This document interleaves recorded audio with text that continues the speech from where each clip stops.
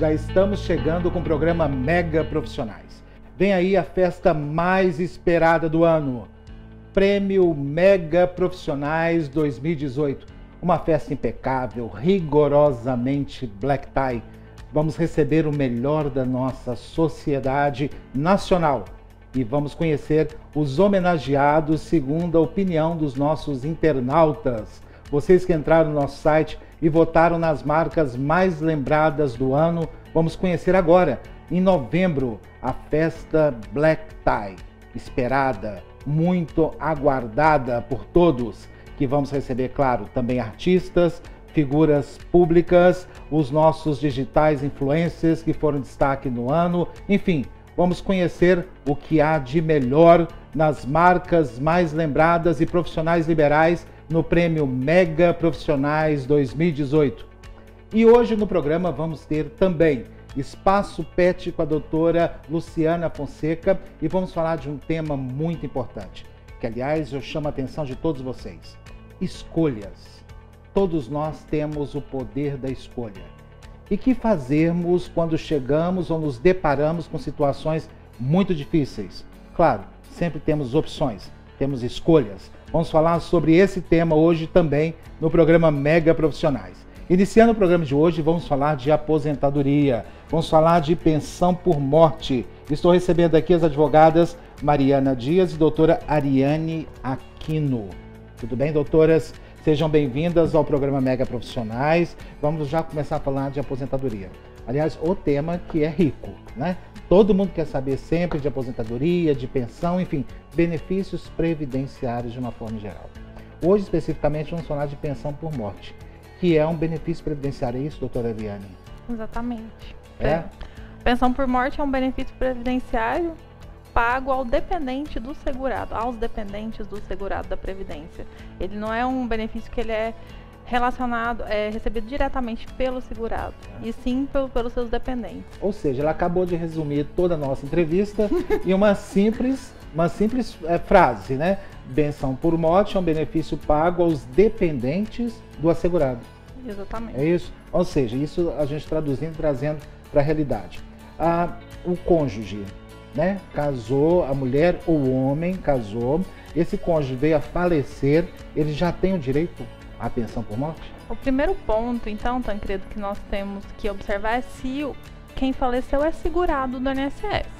Porque a pensão por morte, ela é paga aos dependentes do segurado. Então, o que quer dizer isso? Ou o empregado, ou a pessoa que contribui para o INSS como autônomo, certo? Ela tem que ter, ou não tenha parado de contribuir há mais de um ano, ou 2 anos se tenha recebido seguro-desemprego. Existem casos específicos. Mas o importante é que, o primeiro ponto é que primeiro saber se a pessoa que faleceu, ela tinha contribuição para o INSS. Caso contrário, os dependentes não têm direito à pensão por morte. Uhum. Tá, esse é um ponto bem interessante e a gente não para de explicar, esclarecer a respeito do que é o assegurado do INSS. Porque ainda tem aquela ideia que, não, eu contribuí durante 5 anos da minha vida, tem 15 anos que eu não contribuo, mas eu sou assegurado no INSS. É como se fosse uma poupança que a pessoa deixasse lá e ela tivesse o direito a qualquer momento, ou seja, é dela aquele valor que está lá. As coisas não são exatamente assim. Não, eu costumo comparar o segurado do INSS com quando a gente paga um seguro. Para que a gente tenha direito ao seguro, nós temos que estar adimplentes com o seguro. Ou seja, não é? Pagando aquele seguro todo mês. É isso? Aí você tem a cobertura daquele seguro. É exatamente assim que nós devemos pensar com relação à Previdência Social. Isso, é uma forma mais prática das pessoas entenderem. Ou certo, se ela contribuiu há algum tempo, deixou de contribuir há bastante tempo, eu não sei quanto tempo seria isso, aquele valor que ela contribuiu de nada mais serve. Para o caso de benefícios imediatos, né? Um caso de uma pensão por morte, de um auxílio-doença. Mas, por exemplo, não quer dizer que ela perca esse período anterior. Ela pode voltar a contribuir e readquirir a qualidade de segurado, ou até mesmo voltar a contribuir para poder completar o tempo para aposentar por idade, por tempo de contribuição. Não quer dizer que ele perdeu, mas ele tem que continuar pagando para estar sempre segurado. aquele tempo ele permanece lá no extrato dele, na vida contributiva. Isso para a questão da aposentadoria, é isso? Para todos os benefícios do INSS. Exemplo, casado, né? A gente está falando de pensão por morte hoje. Casado. Casou agora recente com a esposa, por exemplo. Tem um ano e pouco que casou com essa esposa. A esposa que faleceu, estou dando exemplo, tá, gente? Para que a gente possa entender melhor. A esposa que faleceu agora, ela sempre foi contribuinte, mas eles estão casados há um ano, recente, agora. Ele tem direito a essa aposentadoria, ou melhor, ele dizendo, ele tem direito a esse benefício de pensão por morte, mesmo estando casado há apenas um ano com ela? Tem direito, sim. Mas tem alguns casos, mudanças mais recentes da lei passaram a manter esse benefício quando a pessoa tem casamento ou união estável por mais de 2 anos. Tem a possibilidade de ser vitalício, o benefício, ou tem uma tabela também progressiva de acordo com a idade daquele cônjuge que sobreviveu, né? Que vai passar a receber a pensão. Nos casos em que o casamento ou a união estável tenha iniciado há menos de 2 anos, a pessoa ela não tem o direito de receber por tanto tempo, mas tem o direito de receber por 4 meses, quando for inferior a 2 anos de casamento ou união estável. Ou seja, o benefício ele não é eterno, ele não é vitalício, ele só tem um em tempo. alguns casos. Em alguns casos, dependendo da idade do cônjuge. Só que aí você fez uma pergunta e, como a gente sempre fala, cada caso tem que ser analisado. O casamento, ele pode ter começado, né, pode ter sido celebrado há menos de 2 anos. Mas aquele casal, ele pode ter vivido em união estável antes de formalizar o seu casamento. Então, eles conseguindo provar que, no caso, o dependente, né, conseguindo provar que mesmo o casamento tendo sido celebrado há menos de 2 anos, eles já viviam em união estável e essa união, somada com o casamento, perdurou por mais de 2 anos, então já tem o direito a receber por mais tempo. Automaticamente a gente também já está esclarecendo que aquela questão do relacionamento, né, que já existe, já é estável, que é considerado como união estável, mesmo não sendo registrado em cartório, mas provado, acredito eu, por testemunhas ou por alguma outra forma de provar, ele também tem direito à pensão por morte. Sim, sim. E hoje, claro que no INSS às vezes é um pouco mais difícil, porque a pessoa ela tem que apresentar provas. Muitas vezes eu, por exemplo, se fosse o caso, mesmo antes, né, de eu me casar, eu conseguiria comprovar com documentos a união estável com o meu esposo, com o meu atual esposo. Mas tem pessoas, a gente sabe que tem pessoas mais simples que às vezes não se preocupam em guardar documento, né, em gerar provas, e no INSS isso seria necessário. Nos casos em que a pessoa precisa entrar na justiça, já não é necessário, isso muita gente não sabe. Mas entrando no juizado especial, não é obrigatório ter provas materiais, não é obrigatório ter aquele início de prova material, como é o caso dos benefícios rurais, né? Tem que ter a prova material para ser depois corroborada pela prova testemunhal. Não, apenas testemunhas já servem para aprovar a união estável. Isso é tão complicado, né? Às vezes, principalmente quando se fala de benefícios no INSS, eu vejo tanta dificuldade, igual, por exemplo, o cônjuge faleceu agora. Quanto tempo que o possível beneficiário ou a possível beneficiária pode entrar com pedido de... Quanto tempo depois do óbito ela pode entrar com pedido de benefício, de pensão? O prazo para requerer o benefício, ele não existe. Eu posso requerer a qualquer momento. Entretanto, para que eu receba desde o óbito, eu tenho que requerer dentro de 90 dias após o falecimento. Após 90 dias, eu recebo o benefício do dia do requerimento, certo? Então, assim, o prazo ele é somente nesse sentido, mas não de perda do direito ao benefício. Ou seja, deixa eu ver se eu entendi. Teve um falecimento agora do cônjuge, né? Imediatamente o possível beneficiário ou beneficiária deve entrar com a documentação, lá no INSS e pedir essa pensão.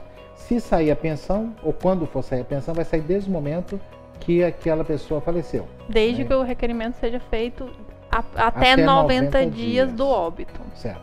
Se for depois de 3 meses, 4 meses, aí já perde esses 3 meses. Exatamente. Né? E vai contar só a partir daquele mês? Isso.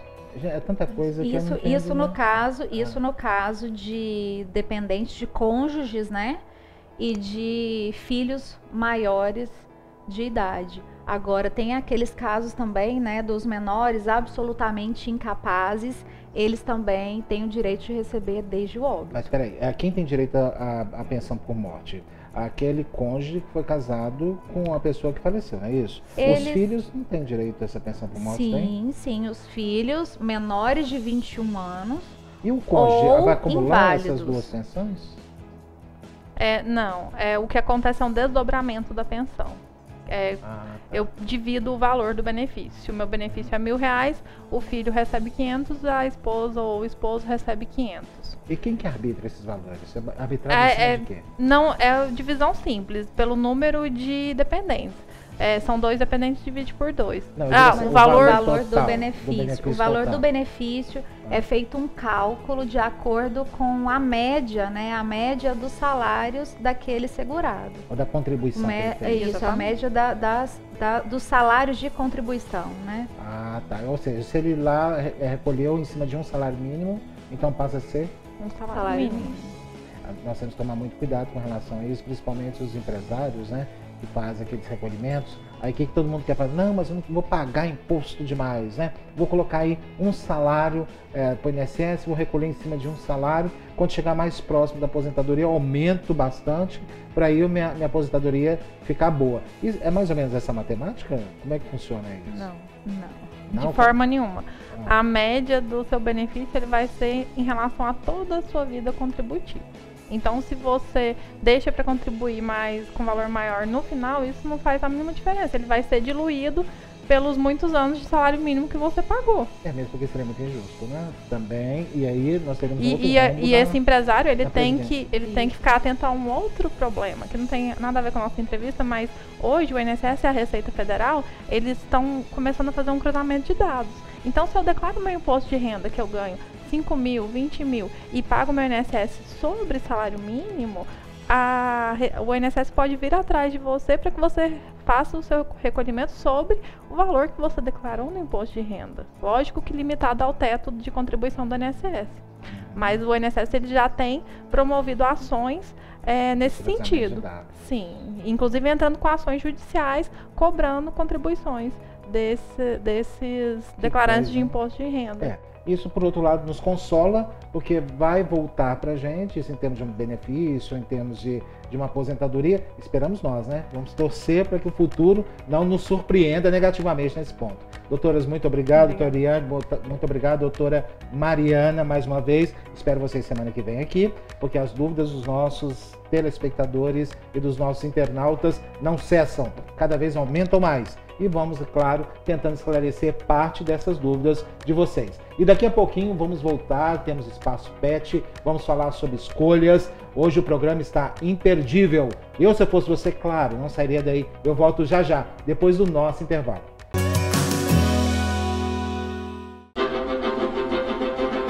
Prêmio Mega Profissionais, a premiação de maior credibilidade do Centro-Oeste, com repercussão nacional nos principais veículos de comunicação.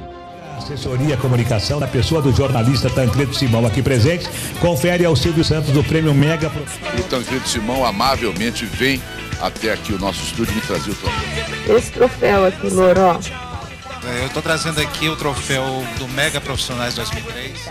Queria que vocês mostrassem essa peça que está aqui na mesinha, né? Eu gostaria de agradecer à Rede Mega de Comunicação a escolha do nosso programa como o melhor talk show. A festa de entrega do Prêmio Mega Profissionais ocorrerá em uma festa Black Tie com a presença de diversos artistas, autoridades e convidados VIPs, onde conheceremos as empresas e profissionais liberais que se destacaram no ano. Saiba mais pelo site www.mega.com.br. A Serena tá treinando forte. Ela não quer saber de mais nada. Opa, espera um pouco aí. Que isso? Oi, tem alguma coisa errada aqui. Ô, gente, isso não é legal. Giancarlo, Serena, parem com isso. Excuse me? Desculpa, sinto muito mesmo. Minhas mais sinceras desculpas. Com licença. Já estamos de volta com o programa e agora vamos falar do momento que todo mundo espera, que todo mundo gosta. Vamos falar dos nossos animaizinhos de estimação. O nosso quadro Espaço Pet com a médica veterinária doutora Luciana Fonseca. Vocês sabiam que o animalzinho também pode ficar com depressão? Isso mesmo. O gato e o cachorro podem ter depressão, podem ficar chateados. Aliás, quando eu falo isso com os meus amigos, quando eu viajo, os meus gatos ficam com depressão, ficam chateados. Todo mundo fala, não, você está pensando, você está falando bobagem, você está falando coisas demais, isso não existe, isso não acontece. Mas agora nós vamos ver e provar cientificamente sobre esse assunto. Estou recebendo aqui a doutora Luciana Fonseca, como eu já antecipei, que é a titular desse quadro, e vai agora confirmar comigo cientificamente, não é isso, doutor? Sim. Ou estou falando besteira? Não, eles O gato, ele pode ficar com depressão? O cão e o gato. O cão e o gato. Isso, os dois. Na verdade, qualquer espécie de animal, eles podem ter depressão. E como a gente humaniza muito eles hoje são membros da nossa família, por um lado é bom, por outro lado é ruim, porque eles sofrem mais e hoje em dia, assim como tem acontecido com as pessoas, eles têm sofrido mais de problemas depressivos. Distúrbios de ansiedade, distúrbios neuropáticos, né, dores neuropáticas, depressão. Agora, as dores neuropáticas, é isso? Sim, também. Isso aí realmente é preocupante, né, gente? Sim. Se eles, com um processo desse, que você, não sei se a gente poderia falar o termo psicológico, não sei, se adequa isso ao animal, né? Sim. Mas se ele tem esse quadro de depressão, às vezes fica chateado, fica meio encabunhado ali, quietinho, né? Agora desenvolver doenças. Doenças físicas, né? Então, eles têm automutilação. Do mais simples, que é o comer a patinha, né? Que isso é muito comum no consultório. Eles chegam com a patinha, com a reclamação de que comem a patinha o tempo todo. A princípio, a gente orienta... Isso pode ser depressão? Sim, é igual as pessoas roerem unha. Na verdade, é uma ansiedade que, se não tratada ou não identificada, ela pode evoluir para um quadro depressivo. E existem a automutilação. O cachorro começa a se mutilar, arrancar pedaços mesmo dele por conta de alterações comportamentais, né? Que aí seria um quadro mais grave. E o que pode desenvolver essa depressão no animal? O fato de o proprietário ou uma separação, né, de alguma situação, mudança de ambiente, separação da pessoa, de outro animal. Então, essa ansiedade é gerada no momento da separação. Pode acontecer por doenças metabólicas, agora, né, alterações. O senhor está me falando, inclusive me remete a um caso, né, de uma gatinha que eu conhecia, principalmente, né, e os proprietários realmente tiveram esse rompimento, né, saíram de casa, parece, e essa gata depois desenvolveu câncer. Sim, pode. Isso pode ser verdade? Pode Quando eles falaram para mim, eu falei, tem... não, vocês estão imaginando coisas, isso não pode acontecer. Na verdade, assim, tem uma predisposição a desenvolver o câncer, e aí, por uma queda da imunidade, o câncer ele se aproveita e poderia aparecer como qualquer outra doença. Por isso que eu falo que, normalmente, a depressão está relacionada a sintomas físicos. Arrancar pelo, né? Gato, é muito comum isso. Às vezes gato, eu tive uma gata, Lili, de uma proprietária, o proprietário faleceu, ela era muito ligada ao proprietário, ela começou a se automutilar, arrancar o pelo, e aí ao longo do tratamento a gente começou a observar, com biópsia de pele, a gente viu que ela tinha atopia. É uma doença que, pela queda de imunidade que ela foi desenvolvida, e provavelmente veio desencadeado da morte do proprietário. Foi por volta de 6 meses depois que o proprietário faleceu. Eu vou citar alguns casos para a senhora me apontar se isso pode ser uma depressão ou não. Exemplo, cachorro, né? Eu tenho sempre que dar exemplos meus, porque não tem como a gente falar de uma coisa que a gente não vive, senão fica muito artificial para vocês. Aqui no programa é muito característico isso, né? Eu sempre apresentar situações que eu vivi, que eu vivo, para que eu possa passar uma veracidade maior para vocês e, claro, vocês terem um aproveitamento de conteúdo melhor. Eu tenho uma cachorra que é grande, que é a Sara, tem a cachorrinha pequena, a senhora conhece, a senhora acompanha os meus animais já há muito tempo, e a cachorrinha chegou pequena, né? A cachorra grande, ela late muito alto, né? E ela é muito espifitada e tudo, né? A cachorrinha, ela entra pra dentro de casa, a grande não entra porque ela é muito bagunçosa, faz muita bagunça, né? E ela fica olhando de dentro da janela. Quando a cachorrinha entra, ela dispara, latir brava na janela, né? Eu falo com ela e eu falo com a moça que trabalha lá em casa, né? Falo, olha, tá chateada porque a outra entrou aqui. Ela fala, não, o senhor tá pensando demais e tudo. O senhor tá falando demais. Eu falei, não, ela tá realmente chateada. Aí eu vou e coloco a outra pra ficar com ela lá, ela diminui a questão dos latidos. Sim, lá, né? Isso não se quadra como depressão, realmente. A princípio é um quadro mais de ansiosidade. Ela fica pensando, por que ela entrou e eu não? Eu vou chamar a atenção porque aí você coloca ela do lado de fora ou coloca a Sara pra dentro. Exato. Então é igual criança. Ele vai ficar o tempo todo te testando, né? Até que ela consegue o que ela quer. No caso da Sara, ela se entrega. Porque a Sara tem uma questão do olho, ela olha pra mim, do jeito que ela olha assim, eu falo, Sara, você para de brincar comigo. O jeito que ela olha, ela se entrega, sabe? Tem alguns proprietários que levam um animal pra casa, um outro animal. Aí fala, o Totó tá triste, ele não tá querendo comer direito, ele tá depressivo. Não necessariamente é uma depressão. Ele está triste porque veio um outro animal, ele acha que ele não tá recebendo atenção suficiente. Isso normalmente é temporário. Agora, um outro caso. Eu tenho um rodízio de gatos na minha casa, por exemplo, porque eu tenho um gatinho lá embaixo, tem a casa em cima, mas tenho 3 gatos que ficam na casa em cima, né? Então, às vezes, um entra pra minha suíte, né? Aí ele fica lá dentro. Aí depois, isso durante a noite, gente, pra vocês terem uma ideia, eu tô abrindo uma parte aqui que é confidencial minha.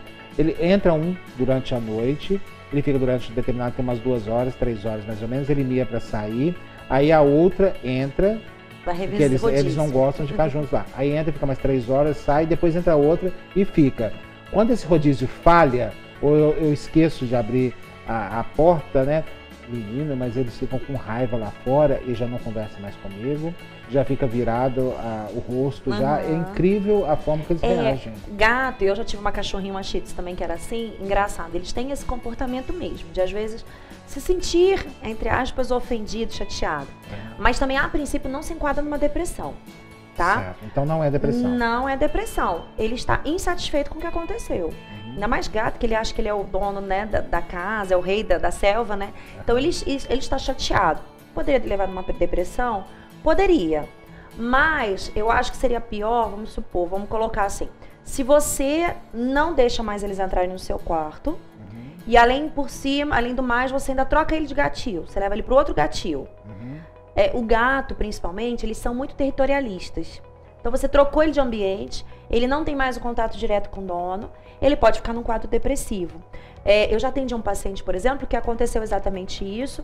Ele achou uma máquina de lavar e ele não saía de trás da máquina de lavar.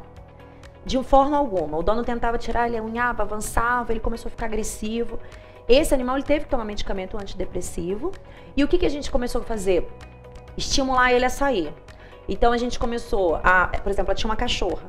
Tiramos a cachorra do ambiente, colocava a vasilha de comida um pouco mais distante, colocava o dono várias vezes sentado um pouco mais distante da máquina de lavar, para que ele sentisse que tinha alguém ali que não ia fazer nada. Com o tempo ele se aproximando mais da máquina de lavar, para que ele entendesse que ele estava ali para ajudar, que não era para fazer uma inimizade.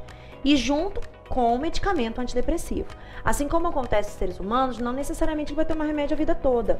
Às vezes é um período para ajudar nessa adaptação, né, da mudança, enfim, do que está acontecendo. E depois a gente consegue tirar, desmamar. Tem algumas medicações que a gente consegue até tirar de uma vez, sem fazer desmame, entendeu? Certo. Mas são situações mais graves. Mas para a gente identificar, então, que a questão de depressão é quando ele fica isolado, é isso? Na maioria das vezes eles ficam isolados, podem mudar de comportamento, agressivos. A perda de apetite pode ser um dos fatores, mas eu sempre oriento a procurar o veterinário porque às vezes existem inúmeras doenças que estão relacionadas à diminuição de apetite. A automutilação tem que ser bem pesquisado, porque ela pode ser desde uma infecção de pele, uma dor, por exemplo, dor de coluna, dor coxofemoral, que é na articulação. E aí o animal, eu tenho uma paciente, por exemplo, que ela rói o quadril dela A gente, num primeiro momento, achava que fosse por depressão. E depois a gente vai ver, ela tinha uma luxação no quadril, que já gerava dor. Você entra com remédio, ela para, você suspende o remédio de dor, ela volta a se mutilar. Aí teve um caso cirúrgico também. No caso dela acabou sendo cirúrgico. Mas foi desencadeado porque os donos tinham viajado, se mudaram, ficaram um tempo fora e quando voltaram, ela estava com esse comportamento. Então eu acho que o start foi a viagem dos proprietários. Mas ela tinha uma doença de base.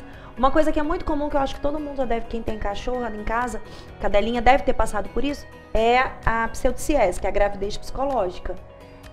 Na maioria das vezes... Já ouvi falar a respeito, sim, mas não acreditava que existia essa gravidez utópica ou gravidez psicológica, né? Isso é fisiológico. A cadela, na cabeça dela, ela teve neném, os hormônios têm uma queda muito brusca. Cadê o neném? Não tem neném. E ela faz uma depressão pós-parto. Chega até a lactar. Chega a dar leite, ela dilata o útero, ela pode chorar mais do que o normal, ela pode ficar mais agressiva do que o normal. Ela às vezes não quer. Também? Tanto que na maioria das vezes essas cadelas desenvolvem infecções uterinas pós a pseudociese. Mas como é que acontece isso?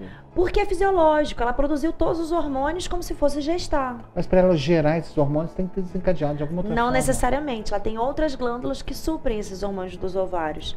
Então, não obrigatoriamente, ela está gestante. E aí ela vai produzir a prolactina, tudo. Então, na cabeça dela, ela teve neném. Só que ela começa a ficar entendendo assim, cadê meus nenéns?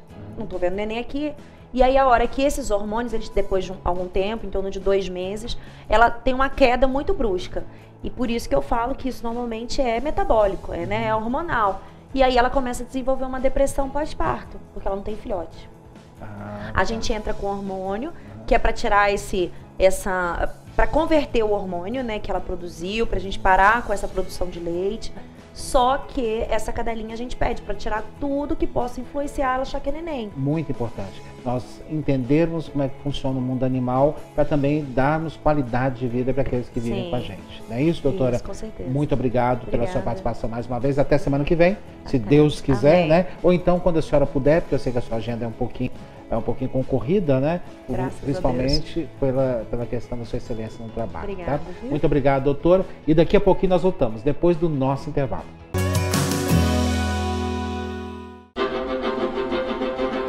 Prêmio Mega Profissionais, a premiação de maior credibilidade do Centro-Oeste, com repercussão nacional dos principais veículos de comunicação. Assessoria Comunicação, na pessoa do jornalista Tancredo Simão aqui presente, confere ao Silvio Santos do Prêmio Mega. O Tancredo Simão amavelmente vem até aqui o nosso estúdio me trazer o troféu. Esse troféu aqui, Loró. Eu estou trazendo aqui o troféu do Mega Profissionais 2003. Queria que vocês mostrassem essa peça que está aqui na mesinha, né? Eu gostaria de agradecer à Rede Mega de Comunicação a escolha do nosso programa como o melhor talk show. A festa de entrega do Prêmio Mega Profissionais ocorrerá em uma festa Black Tie com a presença de diversos artistas, autoridades e convidados VIPs, onde conheceremos as empresas e profissionais liberais que se destacaram no ano. Saiba mais pelo site www.mega.com.br. Já estamos de volta com o programa Mega Profissionais e vem aí a festa, aliás, a festa mais esperada do ano, Prêmio Mega Profissionais 2018. Claro que vamos ter a categoria que fez grande sucesso no ano passado, a categoria dos digitais influencers, aqueles que mais se destacaram no ano, segundo a opinião de todos os internautas. Nós estamos acompanhando nas imagens os homenageados do ano de 2017. E logo, logo, nos próximos meses, vamos acompanhar ao vivo a transmissão diretamente de Goiânia, no Master Hall da festa Prêmio Mega Profissionais 2018, a festa mais esperada do ano. E agora nós vamos falar sobre escolhas, sobre as escolhas que nós adotamos na nossa vida diante de situações extremas. Nós devemos apostar nessas escolhas para multiplicar ou para gerar uma transformação nas nossas atitudes, ou nós devemos apenas ficar lamentando e muitas das vezes até nos revoltando diante dessas situações. Vamos acompanhar casos, vamos acompanhar testemunhos de pessoas que tinham tudo para distanciar-se de Deus, ou simplesmente desistir, parar, reclamar. Mas elas aproveitaram a oportunidade e deram uma guinada em suas vidas. Estou recebendo aqui a nossa colaboradora do programa, Sandra Assis Maia, e uma convidada, a missionária e psicanalista Danise Campos, que, aliás, é a primeira vez que vem ao programa Mega Profissionais. Seja bem-vinda, missionária. Tudo bem com a senhora? Muito bem, e agradeço desde já o convite. Estou muito feliz de poder participar. E Sandra Assis Maia, que é a nossa colaboradora. Por que eu falei para vocês que nós temos casos que nós vamos acompanhar de pessoas que tinham tudo para desistir? Porque a Sandra, nós conhecemos um pouco da sua vida profissional e pessoal que você já nos relatou aqui. Que também você tinha tudo para desistir. Tudo para desistir pelos obstáculos, né? E motivos para justificar e parar no tempo. Mas você resolveu tomar um outro caminho, né? Assim como a missionária que nos chamou muita atenção, o seu testemunho que nós acompanhamos através da internet, através de um vídeo, né? Aliás, eu não vou nem antecipar, mas gostaria que a senhora resumisse a questão do seu testemunho, da sua história de vida. Bom, primeiramente, eu sempre vi a vida como um grande cenário, né? Aonde nós temos aí, dentro desse cenário da existência humana, várias fases, como a própria vida, né? A vida, ela é feita de fases. E quando nós olhamos para o cenário da nossa existência, por vezes nós encontramos aquilo que nem sempre agrada muito aos nossos olhos e muito menos o nosso coração, a nossa alma. E como você mesmo abordou, né, sobre o meu testemunho que está aí nas redes sociais, não é? E eu venho de uma grande tragédia familiar ocorrida no ano de 1973 em Brasília e que foi noticiada em vários jornais da época, inclusive um dos registros mais detalhados desse episódio foi justamente no Correio Brasiliense, que eu tenho o arquivo, obviamente, até hoje comigo. E que eu passei por uma grande tragédia e tive que superar toda essa tragédia, não é? E a pergunta mais emblemática que eu já, talvez possa dizer assim, que tenha encontrado uma certa dificuldade em responder e que talvez isso faça um diferencial na vida das pessoas, é quem eu sou. Quem sou eu? Às vezes nós queremos colocar adjetivos na nossa existência, no ser humano que somos. E no ser humano que somos não cabe adjetivos, cabe definir decisivamente quem eu sou. Através do quê? Uma das coisas são as escolhas, não é? A existência humana, ela é um processo evolutivo. O ser humano, ele está inserido nesse processo evolutivo. E uma das primeiras coisas para que esse processo ocorra e ocorra de forma satisfatória é justamente as mudanças. Agora eu quero voltar um pouquinho. Tragédia. Quando a gente falou de tragédia, alguns não conhecem o seu testemunho. Hoje a gente está transmitindo para o Brasil todo e parte da América Latina via parabólica. O que aconteceu na sua infância foi que a sua mãe, que era a sua mãe que gerou a senhora... Minha genitora. Isso. Ela matou os seus irmãos e se suicidou. Sim. E por que ela não matou essa outra filha que hoje é a senhora? Sim. Na verdade, ela tentou. Primeiro, houve o primeiro homicídio com o meu irmão, que estava com apenas 1 mês e 27 dias de nascido. E então, ele faleceu. A causa mortis foi a distrofia, ou seja, a falta de alimentos. Ele morreu por inanição, né? E ela não o alimentava. E posteriormente a isso, ao óbito do meu irmão, ela engravidou-se de mim e quando eu estava com aproximadamente 9 meses para 10 meses de nascida, ela então intentou contra a minha vida. Porém, eu costumo dizer que eu estava ali nos braços da morte. Mas chegou uma mão mais poderosa do que aquele braço e me arrancou daquele cenário de que a única coisa que estaria ali naquele momento, embriagando aquele cenário, era realmente a morte. Então a senhora tinha mais um irmão?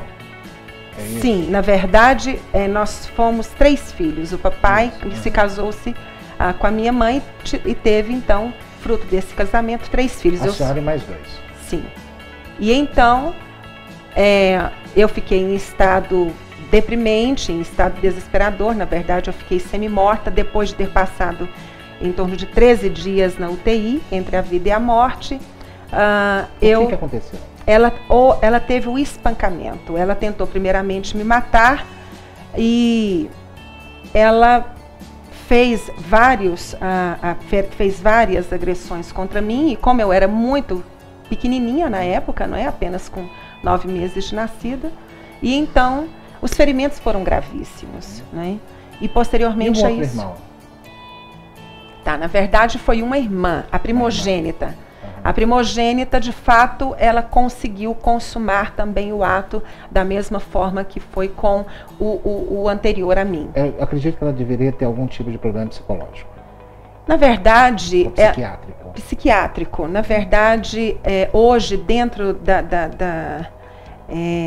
daquilo que nós estudamos, dentro das doenças mentais, anteriormente foi tido um diagnóstico de que ela sofreria de esquizofrenia.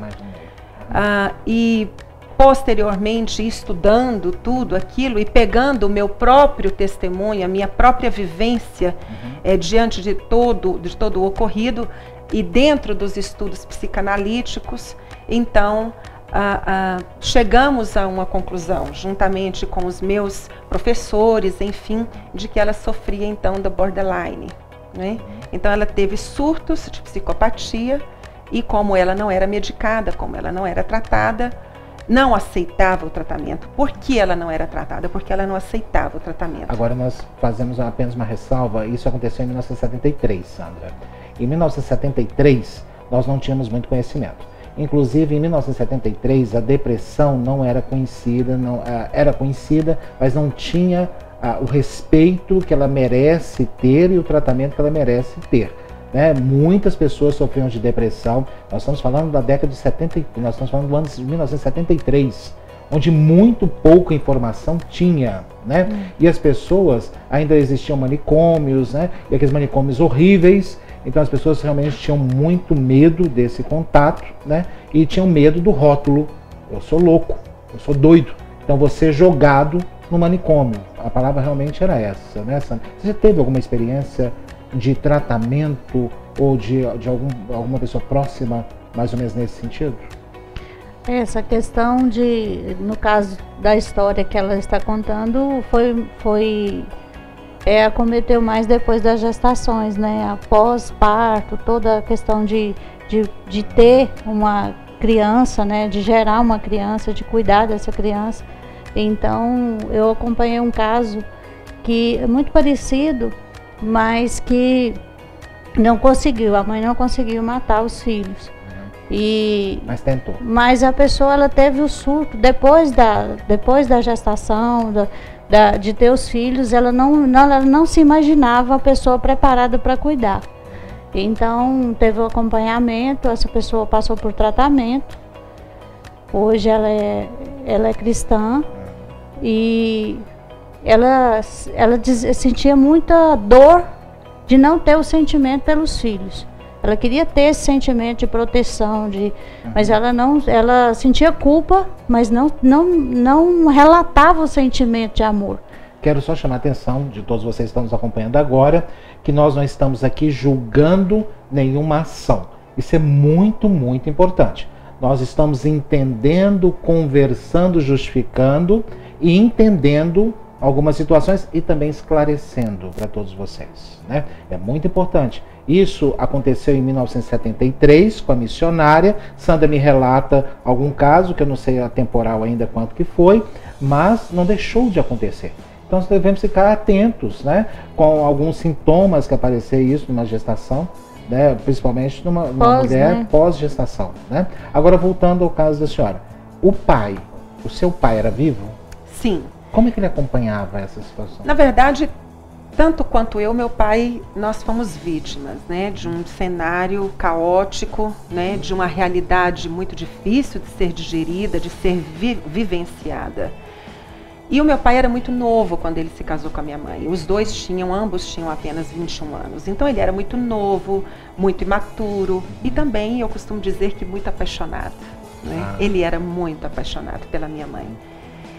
E, na verdade, os sintomas de transtornos de personalidade já era percebido por algumas pessoas da nossa família. Porém, é difícil, talvez, principalmente naquela época, devido à falta de esclarecimento, até mesmo à falta de acompanhamento devido, era difícil naquela época para um jovem como meu pai, que estava iniciando a constituição da sua vida familiar, não é, se deparar com a realidade tão sombria, uma realidade tão difícil, uma realidade... E aí a primeira ação que as pessoas têm é o quê? De negar, né? De falar que não está acontecendo, não é comigo. É aquela sensação de ser inacreditável, né? De ser primeiramente inacreditável e segundo de pensar que não, eu vou conseguir ajudar. Agora, essa não foi só uma aprovação que a senhora passou na sua vida. Não, de maneira alguma. Foi na Ela infância, foi o início. Foi início, né? E depois, na fase madura, a senhora teve um casamento que também foi mal sucedido. Extremamente mal sucedido devido à violência doméstica. Sofri posteriormente toda a superação desse episódio, né? Então eu me casei, na verdade eu vivi com o pai dos meus filhos e então eu sofri ali todos os tipos de abuso, de violência doméstica. A senhora já era cristã nessa época? Nessa época não. Posteriormente, justamente quando eu aceitei a Cristo, foi quando tudo mudou na minha vida. Então, daqui a pouquinho, nós vamos falar dessa mudança aqui no programa, ok? Ok. Pode ser? Sandra permanece com a gente, missionário permanece com a gente. Nós vamos para um pequeno intervalo e voltamos já já.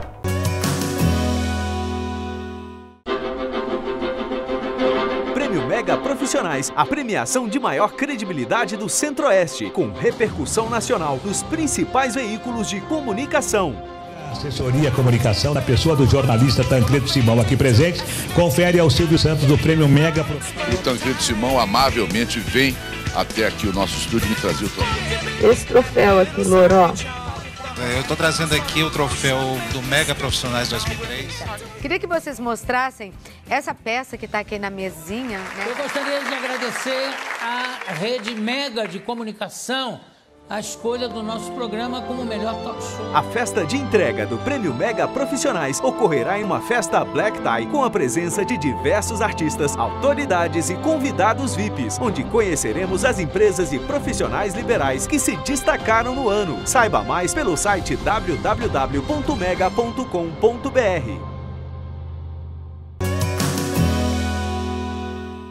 Muito bem, já voltamos. Hoje estamos falando sobre escolhas. Estou recebendo aqui nos nossos estúdios a nossa colaboradora Sandra Assis Maia e a missionária, que também é psicanalista, Danise Campos. Estamos justamente continuando a falar das suas escolhas, da sua vida e do seu testemunho, que é conhecido publicamente nas redes sociais. Exatamente. Né? Depois de a senhora passar todo esse sofrimento na infância, essa realidade difícil de se encarar na infância, a senhora passou para a fase madura, se casou, né? Ou eu acredito que a senhora não se casou, que a senhora falou que não estava com o pai dos seus filhos, é isso? Sim, eu não me cheguei a casar com ele, eu convivi com ele durante 8 anos. E nesses 8 anos de convivência, tivemos então 3 filhos.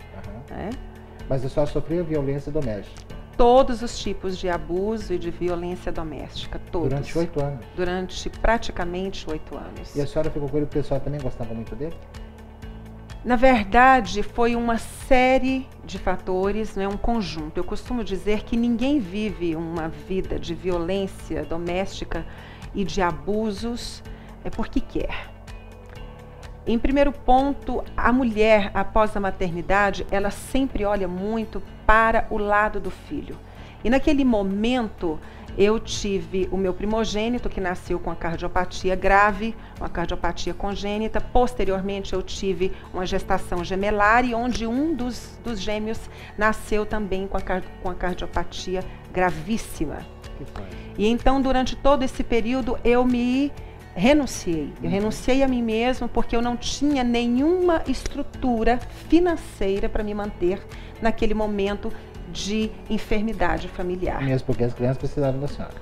Totalmente. Dependiam de mim 24 horas por dia, até mesmo porque naqueles momentos que estava tudo bem, poderia acontecer de ter alguma crise e ter que ser levado imediatamente Agora para o hospital. Agora eu vou levantar um assunto bastante polêmico. Sim.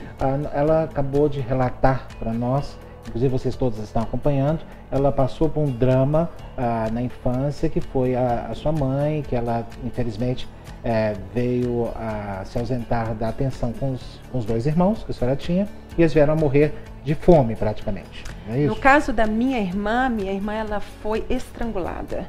A minha irmã tinha 4 anos e ela foi estrangulada. A forma do assassinato foi por estrangulamento. Não foi simultâneo isso? Não. Certo. Não foi então, simultâneo. A gente falou dessa questão da infância, a senhora passou. Na fase adulta, a senhora se casa e tem esse problema familiar, esse drama familiar. Ou seja, sofreu diversos tipos de violência, como a senhora relatou, e relatou muito bem. Sandra, um caso como esse, a gente não poderia classificar como uma hereditária, uma maldição hereditária?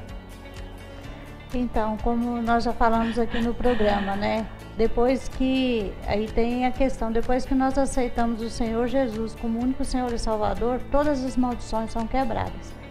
Então, ela lutou com todas as forças, né, dentro da história dela, ela tinha um argumento muito forte de estar com os filhos, né, de proteger daquela forma ali, mas ela conseguiu de outra forma buscar uma força que era acima de todas. Agora, né? Olhando do lado de fora, que é o lugar mais cômodo que existe, essa posição que eu estou aqui, olhando a senhora aí, porque eu estou olhando a sua vida aqui de fora, é a posição mais cômoda que existe, é a mais fácil que existe, porque eu posso apontar e falar que você deveria fazer isso ou aquilo. Mas olhando também dessa forma, eu estou vendo um outro lado. Como que a senhora conseguiu ter força para sair de um ciclo vicioso como esse? Porque uma pessoa que sofreu uma violência na infância, passa por uma fase adulta, sofre outro tipo de violência, automaticamente se acostumaria a sofrer, sem romper esse ciclo. Como que aconteceu isso? Como é que a senhora conseguiu fazer isso? Primeiro ponto, nós precisamos entender o que dá sentido na vida, né? O que é que dá sentido à vida? E eu sempre parti desse pressuposto. O que dava sentido à minha vida era muito maior do que o que tinha ocorrido comigo. Tudo o que me levava a viver, e a viver bem, não simplesmente sobreviver, ou me colocar como vítima da situação, vítima da história. Não. Eu sempre via um grande potencial em mim mesma. Eu, aos 9 anos de idade, eu comecei a escrever. E detalhe, eu também sou escritora. E aos 9 anos de idade eu comecei a escrever. E eu sempre vi a minha vida como algo extraordinário. Nunca vi a minha vida dentro de uma ótica natural, mas sempre dentro de uma ótica extraordinária. Eu via as minhas percepções sobre mim mesma que sempre me ajudaram. E eu nunca desisti. A senhora com essa visão? Sim, e eu sofri muito, porque não é fácil. Uma das perguntas muito emblemáticas também que eu tive que responder, e eu senti muito bem em me responder, e que eu irei fazer aqui, irei responder também. Foi quando me perguntaram o que era ser filha de assassina, como era ser filha de assassina e de uma suicida, porque como nós estamos aqui falando, após os fatos ocorridos, os homicídios que a minha mãe praticou, então ela foi presa no Presídio Feminino de Brasília e posteriormente a isso ela cometeu o suicídio por envenenamento. Então, eu tive todas as possibilidades e todas as opções de escolha de ter sido tudo o que eu não sou, mas eu escolhi ser o que sou. E o que sou é o que me faz feliz. E isso é o que me dá força cada dia mais. E não passei somente por essas coisas, mas passei por outras coisas, não é? E cada coisa que deu errado na minha vida foi um estímulo para que eu pudesse fazer com que tudo ficasse melhor do que aquilo que deu errado. Missionária, valeu a pena? Demais, continua valendo a pena até hoje. E respondendo a pergunta, como é ser filha de assassina e de suicida, como eu vejo isso, eu não tenho como mudar o passado. Eu não tenho como mudar aquilo que não compete a mim mudar. Eu posso mudar aquilo que é capacidade minha de mudança. Aquilo que eu vejo como mudança para o meu hoje. O passado, ele sempre está lá atrás. E se eu estou aqui hoje, eu tenho que viver daqui para frente. Entendendo que o passado é uma experiência humana e divina, onde todos nós precisamos vivenciá-la. Mas nós não podemos nos enterrar junto com ele. Nós não podemos nos sepultar junto com o passado. O passado precisa ser sepultado, mas nós não precisamos e não podemos nos sepultar junto com ele, né? O dia, o hoje, o presente, o aqui e o agora, ele se faz emergente para todos nós. E nós temos que entender as oportunidades e, sobretudo, as possibilidades. Então, escolhas é isso, é enxergar as oportunidades e entender as possibilidades que tenho e agarrá-las. Ok, a senhora desde os 9 anos, a senhora escreve, a senhora tem uma visão da vida realmente acima daquilo que a senhora sofre ou daquilo que a senhora sofreu, né? A senhora aceitou a Cristo e a senhora passou a pregar, é isso? Sim. A senhora passou a ter um trabalho missionário. Sim. Né, de principalmente dar o seu testemunho pessoal e mostrar para as pessoas que elas podem ter outras escolhas, né? Depois que a senhora se tornou cristã, depois que a senhora se tornou missionária, depois que a senhora aceitou Cristo, então sua vida ficou ótima, perfeita, a senhora não tem mais nenhum desafio e ficou tudo maravilhoso, não é isso? Não é bem assim. É tudo um mar de rosas a partir de agora. A vida nunca é mar de rosas. Não é? A questão é o que eu vou fazer com os espinhos nas rosas e o que eu irei fazer com esse mar que todos os dias ele quer se agitar. Mas a senhora ainda encontra espinhos ainda na vida? Com certeza. A vida, ela tem alguns espinhos, só que eu deixo os espinhos, é preciso nós machucarmos as mãos para podermos colher as melhores rosas. Eu costumo dizer o seguinte, até mesmo para os meus pacientes, eu sempre digo isso. Muitos dos meus pacientes conhecem o meu testemunho e resolvem fazer psicanálise comigo. E eu me sinto muito agraciada por Deus por hoje poder ajudar pessoas. Qual que é o livro? Qual que é o livro da senhora? O Já meu publicou, livro já? ainda não publiquei. Ah, tá. Mas está a caminho e a qualquer momento estaremos aqui de volta para... Traz aqui pra gente ver. Isso. Mas Sandra pensava que era uma coisa tipo um amuleto. Porque aí você aceitou a Cristo, coloca a Bíblia debaixo do braço, ok, tô livre, tô imune, nada mais vai acontecer. Claro que eu estou ilustrando, né, uma forma que a gente sabe que não é assim, né? Mas é importante a gente falar para as pessoas que a gente esquece. Eu também esqueço, né? Eu falo, não, eu creio em Deus, né? Inclusive, há pouco eu estava dirigindo, né, no carro, eu estava ouvindo uma missionária que eu sempre coloco na Fonte FM, e sempre ouço as missionárias e as pastoras falando, e ela estava falando o seguinte: eu tinha acabado de fazer um propósito e concluído esse propósito, né?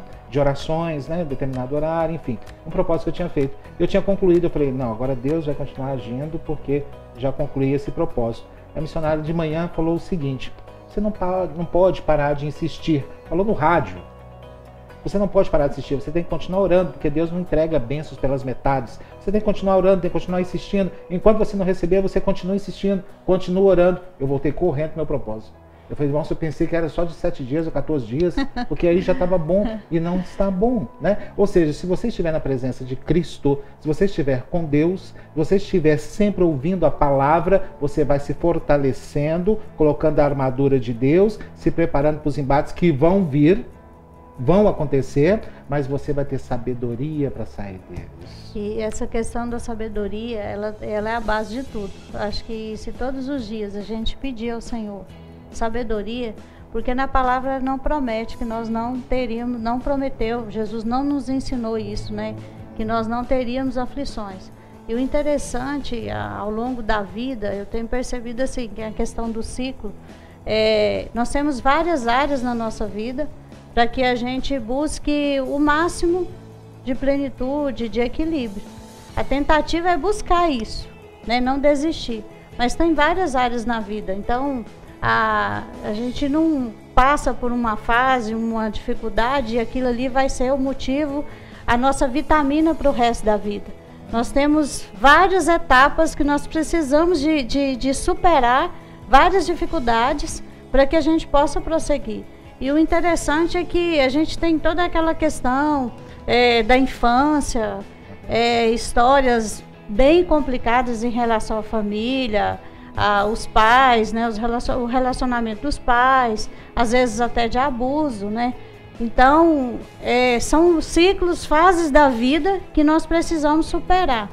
Depois que passa essa fase, escolhe a profissão, tem aquela luta, dificuldade, os filhos nascem, crescem, aí já tem vários ciclos de desenvolvimento dessa criança.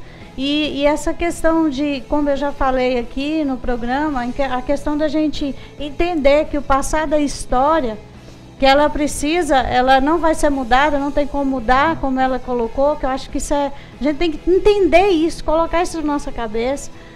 E que o futuro a gente não sabe, mas a gente pode construir um legado diferente, vivendo um presente, um dia de cada vez. Com essa mensagem eu vou encerrando o programa. O passado virou história, o futuro nós desconhecemos, mas o presente nós temos e nós vamos fazer dele o melhor que nós pudermos. O assunto, claro, que nunca vai encerrar, vai sempre ter mais assuntos, mas o programa está terminando. Quero agradecer a presença da missionária e psicanalista Danise Campos, Sandra Cismaia, que volta semana que vem com a gente, e, claro, missionária, o convite fica aberto para quando a senhora puder e quiser, pode voltar para conversar com a gente. Muito obrigado às duas, e o programa Mega Profissionais vai chegando ao final. Muito obrigado pelo carinho, pela audiência de todos vocês. Conto, claro, com a participação de todos os internautas. E lá, vai no nosso site, sugere pautas, tá, gente? Que é claro, fazemos tudo com muito carinho para todos vocês. Espero todos vocês aqui na semana que vem. Fiquem com Deus.